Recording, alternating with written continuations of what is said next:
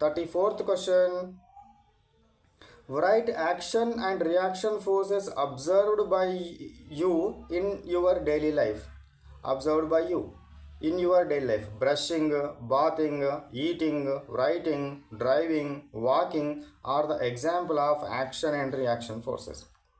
Action అంటే ఒకవేళ మనం ఇటువైపు కనుక బలాన్ని కనుక ప్రయోగిస్తే ఆపోజిట్లో కూడా ఇంకొక బలం పనిచేస్తూ ఉండాలి. దీన్ని యాక్షన్ అంటే దీన్ని రియాక్షన్ అంటారు. So for example here one figure is present. ఇక్కడ ఫిగర్ రాలేదా?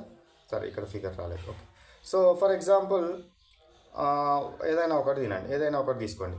రైటింగ్ అని తీసుకున్నాం అనుకోండి, ఈ పేపర్ మీద మీరు పెన్తో ఏం చేస్తారు? రాస్తూ ఉంటారు.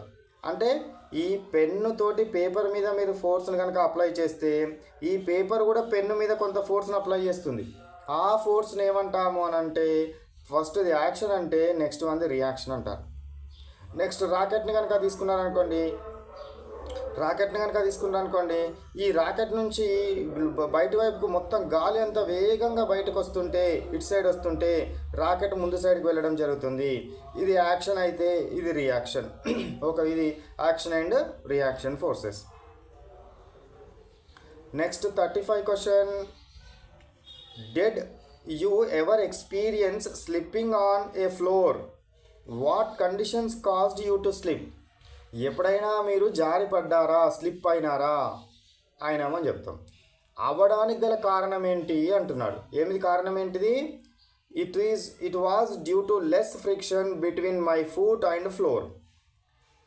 మన కాళ్ళకి మరియు ఈ ఫ్లోర్కి మధ్యలో కనుక ఫ్రిక్షన్ కనుక తక్కువ ఉంటే అప్పుడు జారిపడడం జరుగుతుంది. అంటే దీని మీద నూనె కానీ ఆయిల్ కానీ ఏదైనా పడ్డట్టు అయితే ఫ్రిక్షన్ తగ్గుతుంది. తగ్గేమవుతుంది?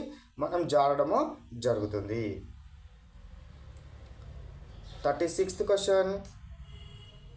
Why do most of road accidents happen during rainy days? Rainy డేస్లోనే ఈ రోడ్ యాక్సిడెంట్స్ ఎందుకు ఎక్కువగా జరుగుతాయి అంటున్నాడు. Due to less friction between earth and tyres of the vehicle. భూమికి మరియు టైర్స్ ఆఫ్ ద వెహికల్కి మధ్యన ఫ్రిక్షన్ అనేది తక్కువగా ఉంటే అప్పుడు జారిపోవడం, స్లిప్ అవడం జరుగుతుంది. కాబట్టి రెయినీ రోజుల్లో, వర్షం పడ్డ రోజుల్లో ఇక్కడ ఫ్రిక్షన్ తక్కువగా ఉండేటట్టు రోడ్ మీద వాటర్ ఉంటుంది. కాబట్టి బ్రేక్ వేయగానే ఏమవుతుంది?